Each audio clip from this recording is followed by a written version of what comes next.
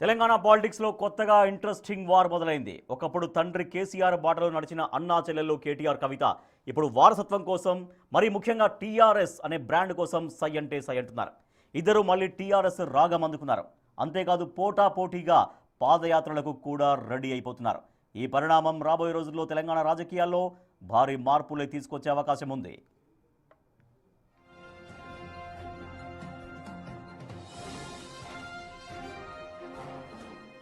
బీఆర్ఎస్గా పేరు మార్చిన తర్వాతే పార్టీ గ్రాఫ్ పడిపోయిందని, తెలంగాణ అస్తిత్వాన్ని కోల్పోయామని గులాబీ శ్రేణుల్లో గట్టి భావనే ఉంది. అందుకు తగినట్లే తాజాగా కేటీఆర్ కూడా కీలక వ్యాఖ్యలు చేశారు. మళ్ళీ టీఆర్ఎస్ కావాలని కోరుకుంటున్నామని, పేరు మార్పు వల్లే ఓడిపోయామని ఆయన ఓపెన్గానే చెప్పేశారు. పార్టీని మళ్లీ తెలంగాణకే పరిమితం చేసి పోగొట్టుకున్న వైభవాన్ని వెతకాలనేది కేటీఆర్ ప్లాన్గా కనిపిస్తోంది.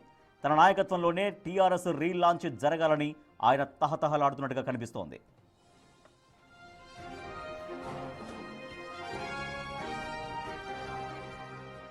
మరోవైపు కవిత కూడా టీఆర్ఎస్ పేరుపై గురిపెట్టారు. టీఆర్ఎస్ పేరు ప్రజెంట్ ఖాళీగానే ఉంది, ఎవరైనా వాడుకోవచ్చు అంటూ ఆమె చేసిన కామెంట్స్ పొలిటికల్ సర్కిల్స్లో హాట్ టాపిక్గా మారాయి.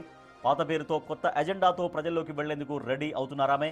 ముఖ్యంగా మహిళా లోకాన్ని ప్రసన్నం చేసుకునేందుకు, తెలంగాణ సెంటిమెంట్ను తిరిగి తన వైపు తిప్పుకునేందుకు టీఆర్ఎస్ అనే పేరు తనకు ఆయుధంగా మారుతుంది అని కవిత భావిస్తున్నారు. అన్నకంటే ముందే ఆమె తన రాజకీయ భవిష్యత్తు కోసం ఈ పేరును క్లెయిమ్ చేసే ఛాన్స్ కనిపిస్తోంది.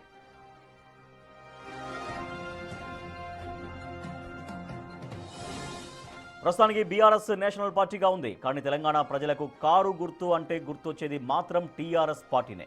అందుకే ఇప్పుడు టీఆర్ఎస్ అనేది కేవలం ఒక పేరు కాదు, అదో పొలిటికల్ ట్రెజర్. ఈ ఆస్తిని దక్కించుకున్న వారే తెలంగాణలో కేసీఆర్ వారసులుగా చెలామణి అయ్యే అవకాశం ఉంది. అందుకే అన్నా చెల్లెలు ఇద్దరు టీఆర్ఎస్ అనే 3 అక్షరాల పేరు చుట్టూ పాచికలు పారిస్తున్నారు. ఎవరికి వారే అసలైన తెలంగాణ వాదులమని నిరూపించుకోవడానికి తహతహలాడుతున్నారు.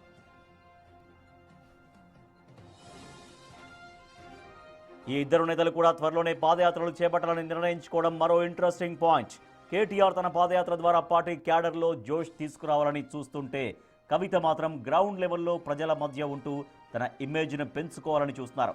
ఒకే ఇంట్లో ఇద్దరు నేతలు ఒకే పేరు కోసం ఒకే రకమైన ప్లాన్ ఆఫ్ యాక్షన్తో బయలుదేరడం పార్టీ క్యాడర్ ఓటు బ్యాంకులో చీలిక తేవడం గ్యారంటీగా కనిపిస్తోంది. గులాబీ గుట్లో జరుగుతున్న ఈ వారసత్వ బ్రాండ్ వార్ రాబోయే రోజుల్లో తెలంగాణ రాజకీయాల్లో పెను మార్పులకు దారితీయడం ఖాయం.